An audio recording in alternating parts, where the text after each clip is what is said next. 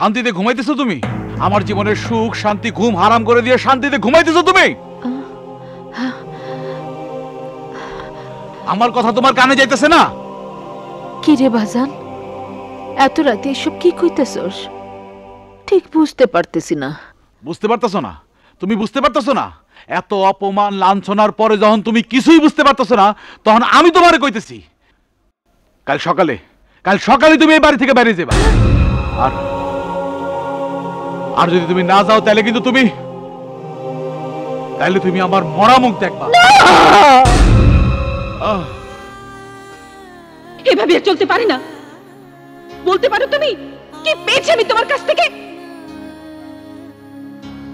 প্রতিটি নারী চায় তার স্বামীর নিজস্ব কিছু ধন সম্পদ থাকুক, বাড়ি থাকুক, গাড়ি থাকুক।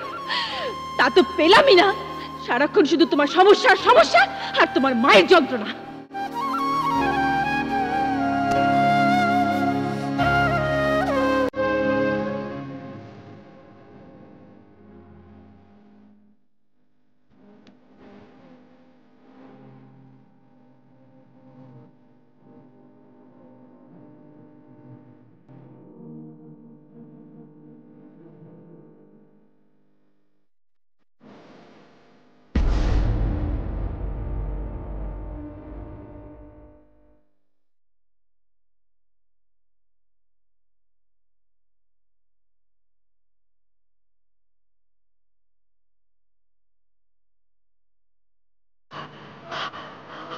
আমার রাজু নেই যে বাবা, আমার কোন টাকা দিবেন? কা পোলা মরছে না মাইয়া মরছে, কাপড়ের কাপড় কিনতে হইব নি?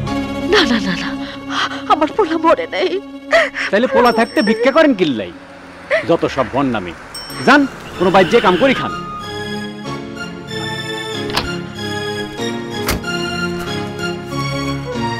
মহিমা আপনি এখানে? না, আমি কারো মহিমা না, আমি পথের ভিখারি। হ্যাঁ প্লিজ মহিমা, আপনি আমার সাথে আসুন। আমি যাব না মহিমা, আমি আপনাকে হাত জোড় করে বলছি, আমার সাইডে দেন, আমি যাব না। উঠুন মহিমা। ফকিন্নি হেতির আবার ফুত্রা, এ দিহি দামি গাড়ি চালায় হেতে। কিয়ামতের আর বেশি দেরি নাই। ব্যাগগুন উল্টা পাল্টা 69, হকলে সাবধান।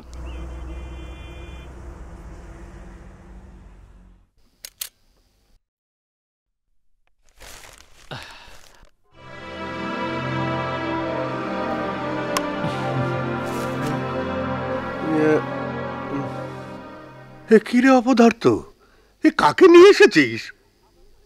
আবার কাকে? তোমার সময় কাটানোর উপযুক্ত পার্টনার। রে, তোর মাথায় সত্যি কোনো গেল নেই। এই মহিলার সাথে আমি তাস খেলবো? হ্যাঁ, মহিলা নয়, সমীহ করে বলো বেআইন সাহেবা। এই বেন সাহেবকে তুই কোত্থেকে নিয়ে এলি? শোনো বাবা, তুমি আজ রাত 8টার ফ্লাইটে ঢাকা ফিরছো, কিন্তু আর মাওয়াই মা আপাতত 2 দিন এখানেই থাকছেন। বসুন মাওয়াইমা, বসুন। কিন্তু অপদার্থ। কিন্তু কি? যাক, একটা দিক তো ক্লিয়ার হলো। রাজু ঠিক আছে তো? তুমি এতক্ষণ আমার কথা কি বুঝলে? ওই মহিলাকে কি আমি বের করেছি? রাজুই তো বের করে দিয়েছে।